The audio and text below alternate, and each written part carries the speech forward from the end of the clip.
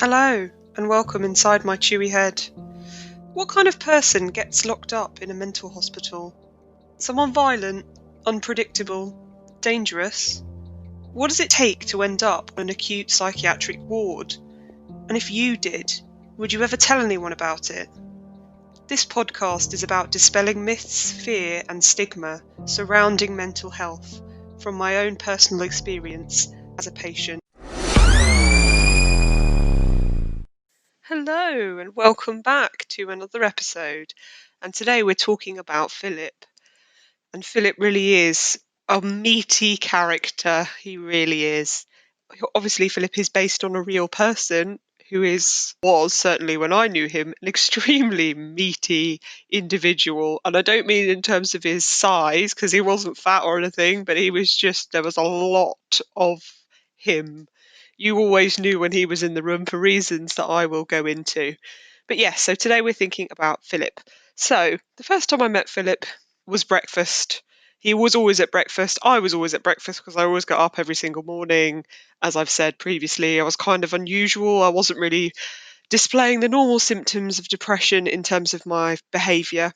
And yeah, he would always have 2 bowls of porridge. He would always serve himself 2 bowls of porridge and then sit down and then eat one by one. So he was a man in his 40s, 50s. He always wore the hospital pyjamas. I don't think I ever saw him without the bottoms on. I think at one point he wore his own T-shirt, but apart from that, he never wore anything else other than hospital PJs. Hopefully not the same pair, but I wouldn't go on the line and say that it definitely was a change that was taking place there because I don't have enough information for you. My first impressions of him were not great, I'll be honest, because he arrived probably a few days after me, so I was kind of used to the humdrum of the ward, and I was used to people talking to people who weren't there necessarily or having aggressive outbursts or whatever. But he was talking in a way that I'd never heard before, so he talked constantly.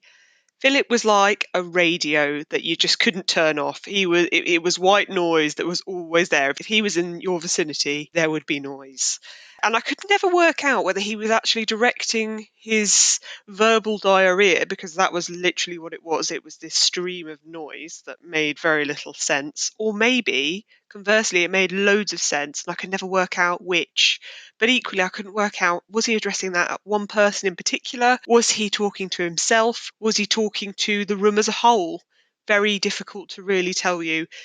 And the only way that I could really describe it is it sounded almost like an exam question that never ended. So I'll give you an example, and this isn't an example that he said, but I've used things which I can remember him saying, and I've tried to channel them into something like how Philip would speak. Here we go. So he would say things like this.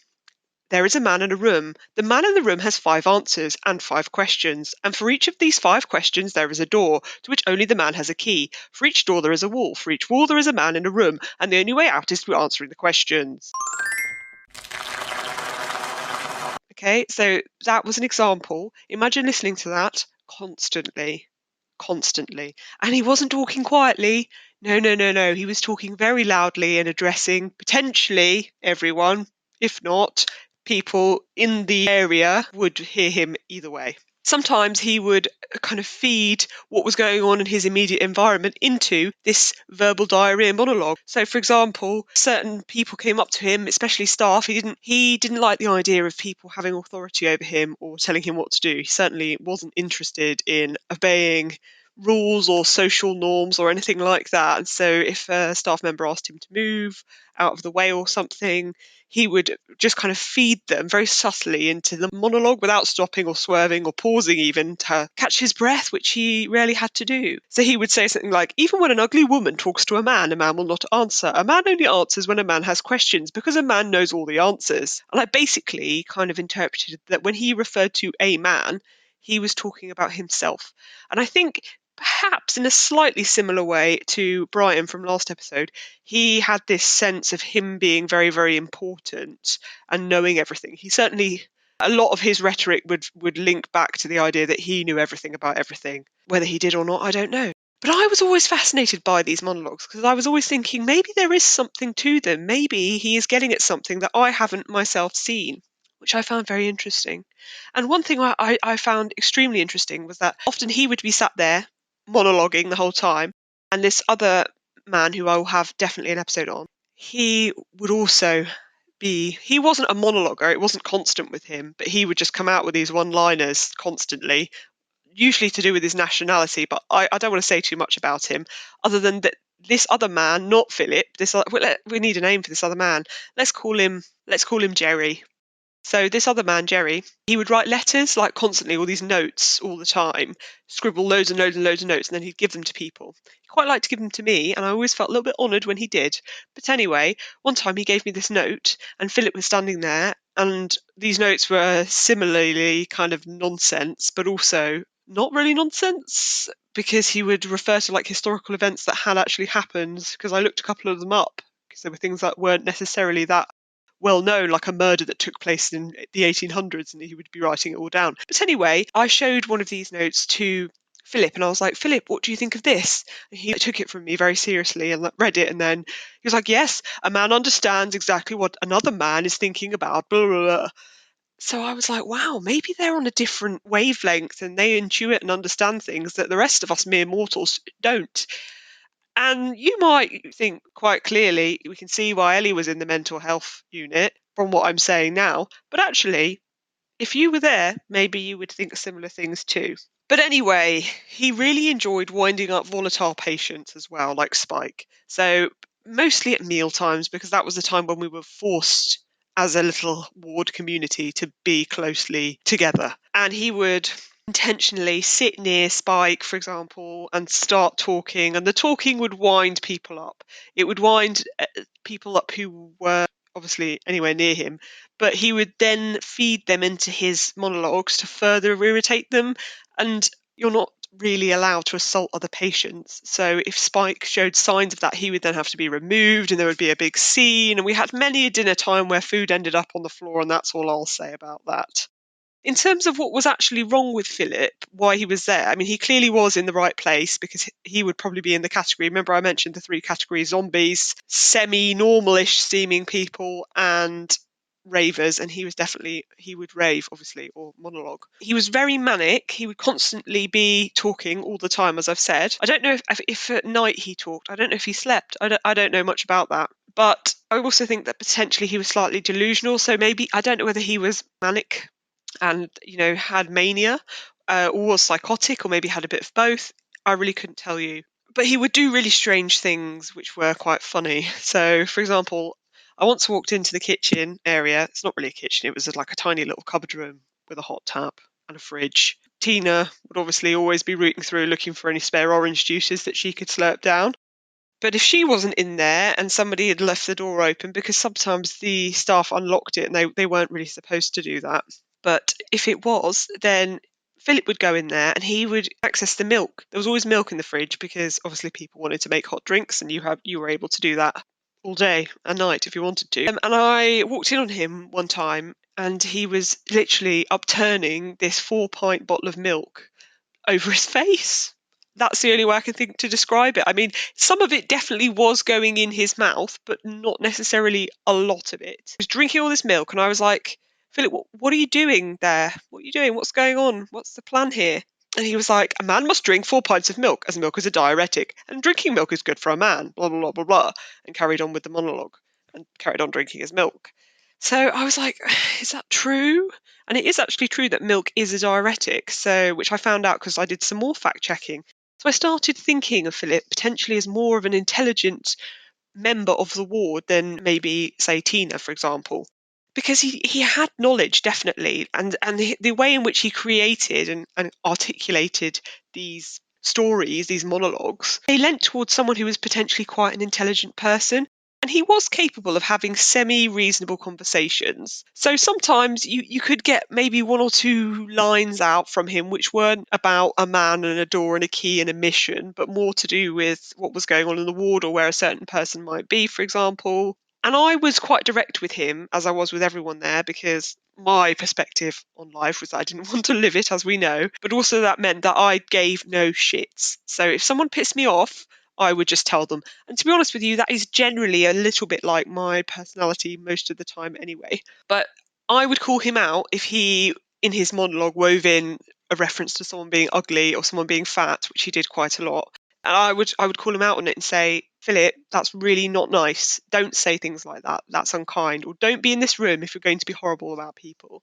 And I think he kind of almost respected the fact that I wouldn't let him be horrible to people, because he got away with absolute murder. Like the things that he said to staff members, if I'd said those things to the staff members, and certainly if Spike had said those things to the staff members, I would have, not like in school where you'd get in trouble, but they wouldn't have taken it. They wouldn't have taken it lying down. They certainly did with him, because it was almost like a charm factor as well. He kind of wove people into his monologues, and it made you feel almost like, oh, I got a mention. Wow, I must be somewhere in his used mind. He recognizes me, and you kind of had this moment of thinking, like, wow, maybe I do matter. Maybe I really am present in the world, or whatever it was. But certainly the staff had a little bit of a soft spot for him. And when he wanted things, he would be a little bit more coherent as well. So, for example, he once asked me to buy him sweets and told me that he would give me his bank card. And when my husband came, because I was only allowed to leave the ward if I was escorted, I could go with my husband somewhere and he would tell me his PIN number, and then I could buy him some sweets, because he said a man must eat sweets for his health or something along those lines.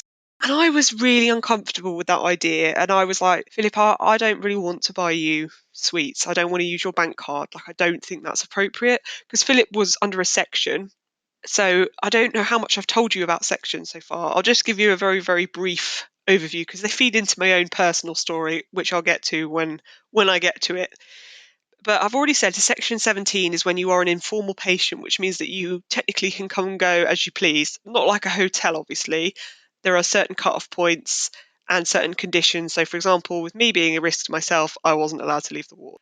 However, an informal patient has much more freedom than a patient under section. Okay, the four main types of sectioning. So if you are sectioned under the Mental Health Act, essentially that means that you lose your freedom to leave a mental health institution, and you are in a mental health institution depending on which type of sectioning. Each one has a different length. That's why they've got different numbers attached to them. But although the numbers actually refer to different lines in the Mental Health Act rather than the length of the sentence. But that's neither here nor there, really, is it? The point is, a Mental Health Act, basically a doctor having control over your comings and goings and your presence within a mental health ward. And people will give you these if they deem you to be, just like, to be honest, being entered into a mental health institution at all, if they deem you to be a risk to yourself or a risk to others. So generally, you come into hospital. If you come in on a section, you come in on a section 2. And a section 2 is where they can hold you for 28 days in hospital for what they call observation. And if at the end of those 28 days you have evidence that you don't need to be on a section anymore, or they agree with you, it's generally better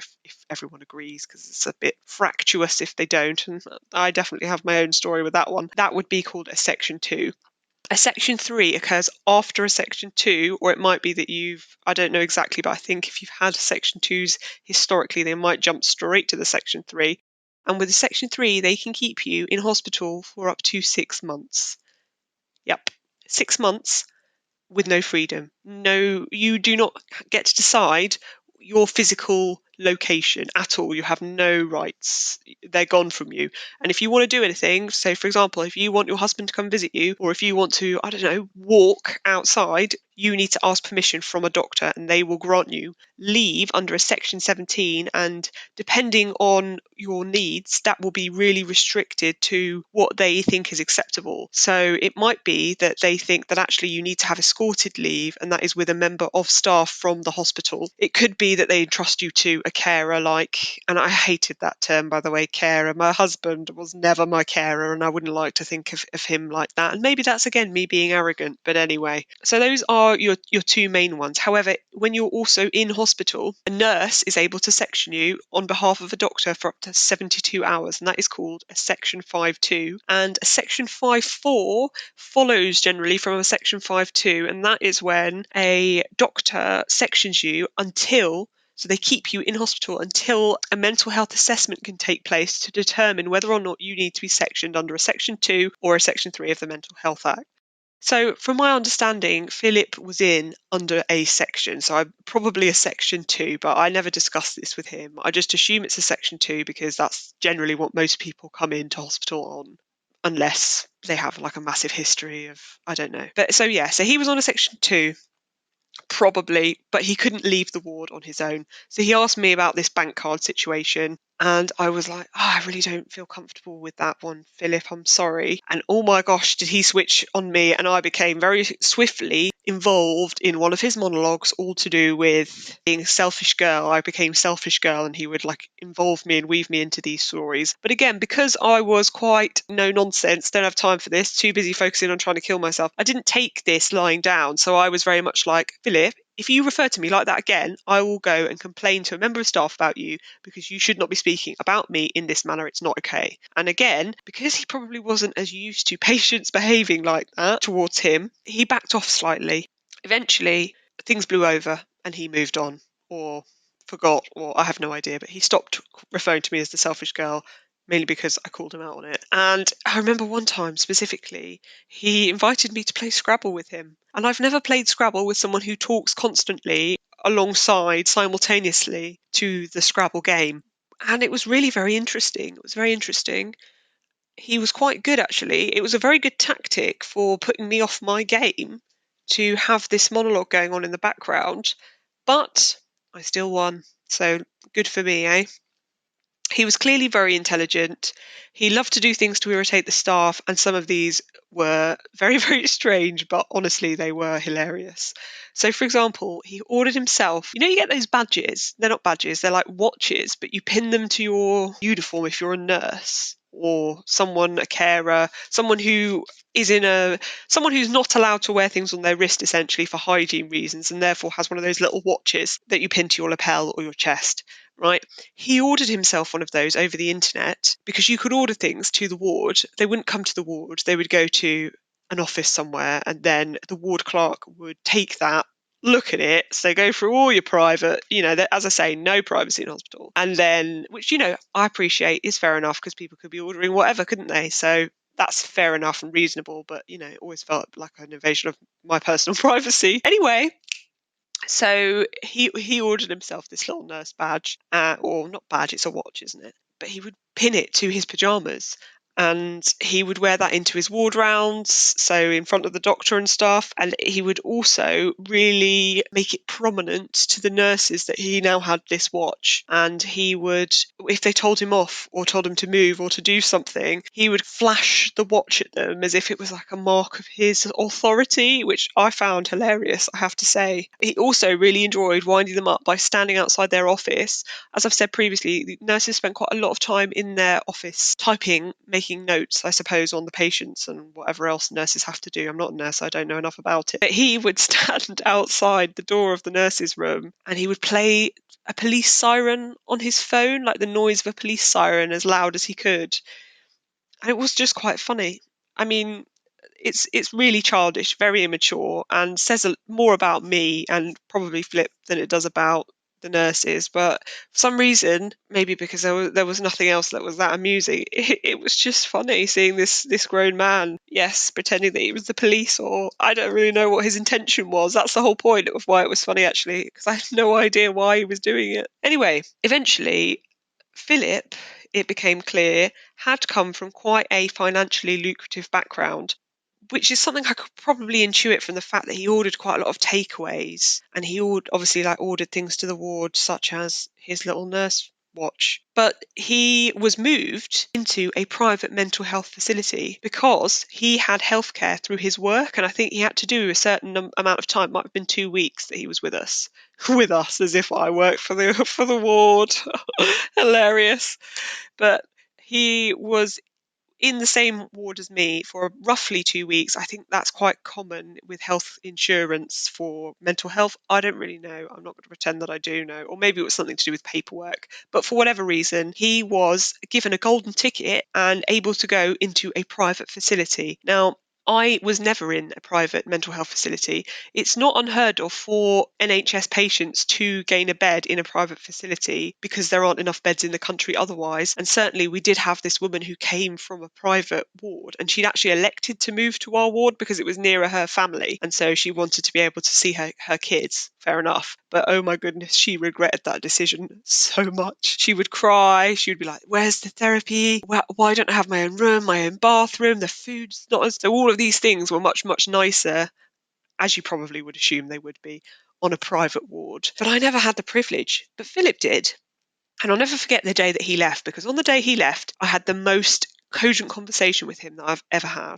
And he wished me luck and told me that I should stop trying to kill myself. And I didn't even really know that he had an awareness of my story and that. But he gave me this kind of conspiratorial smile and kind of indicated to me that he said, a man is exactly where a man needs to be. That was what he said. A man is exactly where a man needs to be.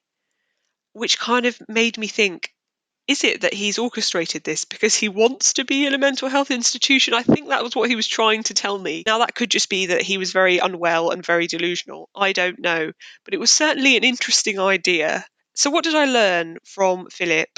Well, I definitely learned that people from all walks of life end up on psychiatric units. There isn't a stereotype. When you think of someone with a mental health condition, you don't necessarily picture a specific gender or race or socio-economic background, because mental health is immune to socio-economic backgrounds.